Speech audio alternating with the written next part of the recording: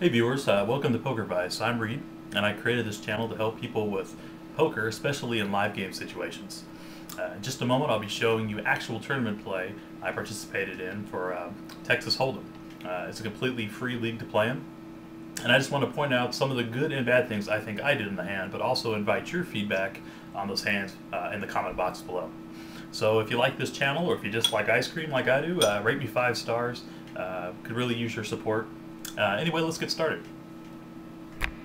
Okay, before we go out, I want to talk a little bit about what you need to do before you go to a live poker game. Make sure you're dressed appropriately. If you're going to a venue that's going to be cold, bring a coat. If you're not comfortable and you want to get out of the place, you're not going to be playing your best poker. So dress appropriately. If you want to wear a hat, that's great. A lot of people wear baseball caps.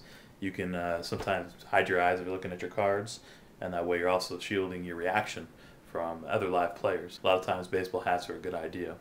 So those are some things to think about before you get to the game. You got to prepare, to get there. I don't personally recommend iPods. The reason I don't recommend it is because it detaches you from what's going around the table. Sometimes people will put things out there to trick you, but if you're not using your ears, you're going to miss the advantages too. Here we are, Wild Geese Tavern. Hey guys. So here's the first hand. I wanted to tell you, first of all, the cards that are being used and shown below are from Black Rock Collective. You can pick up an actual deck there of the playing cards that I'll be using for the display of what's actually on the board. Future episodes, I'll probably be having a window of the overview of the table right where you're seeing me now. So, first hand is 6-7. 6-7 unsuited. It's kind of a mid-pair, and a lot of times people don't like playing that. And I personally will play it occasionally because if you have a lot of people against you in the hand, a lot of times they're holding higher cards, and you can make something happen with the mid-pair. So I took a chance this particular time, went ahead and played it. If you play a hand, you need to commit to it. If you catch part of it, play it aggressively. If you can't see yourself playing the hand after after the flop comes out, you shouldn't be in the hand. So keep that in mind. When you're deciding if you can play a hand or not. Well, you bet it aggressively if it comes out on the flop.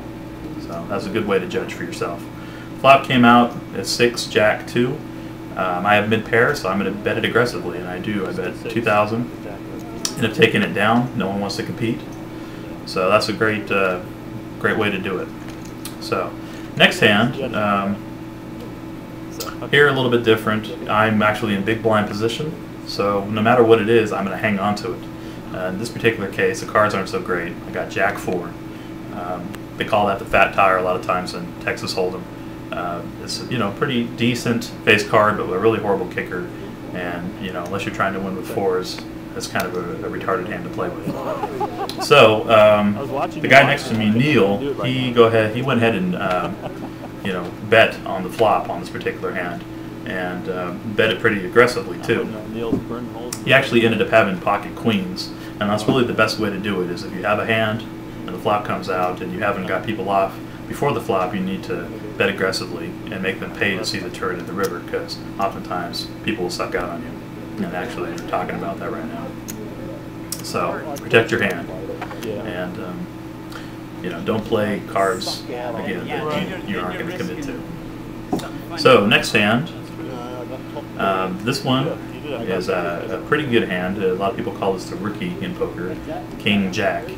I like it personally. I feel like either way you go with it, if you get a pair of jacks, a pair of kings, or whatever, you have a good kicker. And there's possibilities for straights and things too. So the lady, I think 2 seats to my right, went ahead and bet pretty aggressively. I did call her. I felt like that was a good calling hand with the number of people we had on the table. And the flop comes out. I get a pair of kings, as you see, so I'm happy with that hand. And she, it was my turn to bet first, so I bet 6,000. She calls me, and is all in at that point. So, her hand was good. She had pocket 9s, as you'll see here in a second, against pocket kings. The only problem is you got to play those low or mid pocket pairs a little bit more aggressively to begin with, almost an all-in push to get people to reconsider. Make them either take the plunge or not. You don't want to leave it where they can kind of limp in, as people call it in poker oftentimes. So anyway, she ends up getting out of the hand, and that's it for this particular round. Good hand. So let me talk to you a little bit about shuffling. I see a lot of players in one of the leagues I play in shuffle cards face up or shuffle cards out towards the other people who are playing at the table. I don't like that. I think it gives people extra information, and after the deck is even cut, they'll know where about those cards are and if they're going to hit the table or not, giving them extra information. So my recommendation is to keep the cards face down on the table, shuffle them where no one else is going to be able to see them. So practice that, keeping the cards face down on the table when you shuffle, and distributing them too, without anybody being able to see a piece of it. Okay. So on this particular hand, I have 9-10 suited, and I want to know what you, the viewer, would do in this situation.